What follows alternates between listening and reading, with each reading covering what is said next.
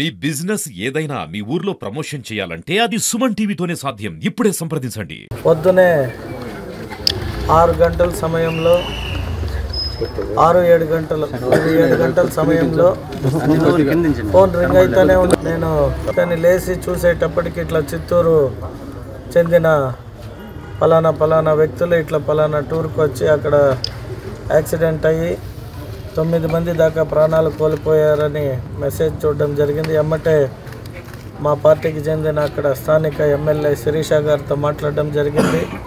తర్వాత కలెక్టర్ గారికి కూడా ట్రై చేశాం, కానీ మాకు వారు అందుబాటులోకి రాలేకపోయారు. ఇంకా అనేక మందితో మాట్లాడడం జరిగింది. సో ఎవరైతే సురక్షితంగా ఉండారో వారందరినీ ఎటువంటి హాస్పిటల్కైనా కూడా తీసుకెళ్ళి ట్రీట్మెంట్ చేయమని చెప్పడం మా యువ నాయకుడు నారా లోకేష్ గారు కానీ మా ముఖ్యమంత్రి గారు ఆల్రెడీ అక్కడ జరిగిన సంఘటన పైన రివ్యూ చేసి ఇమ్మీడియట్గా అక్కడ ఏ సహాయక చర్యలు చేపట్టమని ఆదేశించడం జరిగింది.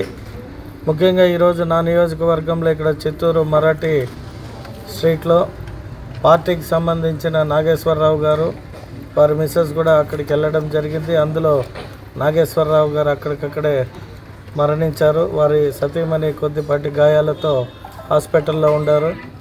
ఇంకా ఇక్కడ ఇంకొక హౌస్ వారు కూడా శశికళ వారు కూడా అక్కడే చనిపోవడం జరిగింది. వారి అబ్బాయి విదేశాల్లో ఉండడం ఇమీడియట్గా ఇంటిమేట్ చేశారు. సో వారి సంబంధిత బంధువర్గానికి అంతా ఇంటిమేట్ చేయడం జరిగింది. కాబట్టి ఎటువంటి అక్కడ అవసరాలు ఏదున్నా కూడా మా ప్రభుత్వం ముఖ్యమంత్రి గారు ఆల్రెడీ ఎటువంటి హాస్పిటల్కైనా తీసుకెళ్ళి ట్రీట్మెంట్ చేయమని చెప్పడం జరిగింది. వీరికి కూడా వారి కుటుంబ సభ్యులను కలిసి ధైర్యం చెప్పమని చెప్పారు. సో అందులో భాగంగా నేను విచ్చేసి వారి కుటుంబ సభ్యులంతా పరామర్శించాము. ఖచ్చితంగా వీరికి ఎటువంటి సహాయ సహకారాలు కావాలన్నా ప్రభుత్వం తరపున మా తరపున కూడా ఎప్పుడూ ఉంటాయి. ఎందుకంటే మా కార్యకర్త మా బూత్ ఇన్ఛార్జ్ కూడా వీరు నాగేశ్వరరావు గారు.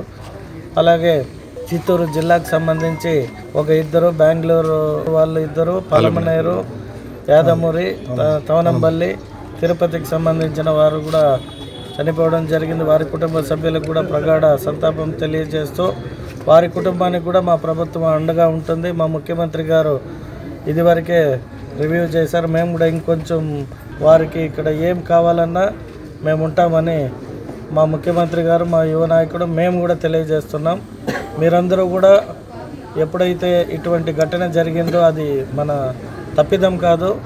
కాకపోతే వయసు అయిన వారందరూ తీర్థయాత్రలకు వెళ్ళి ఇలా అవ్వడం కొద్ది మనసు కూడా నాకు పొద్దున్న నుండి ఆవేదన కలిగించింది.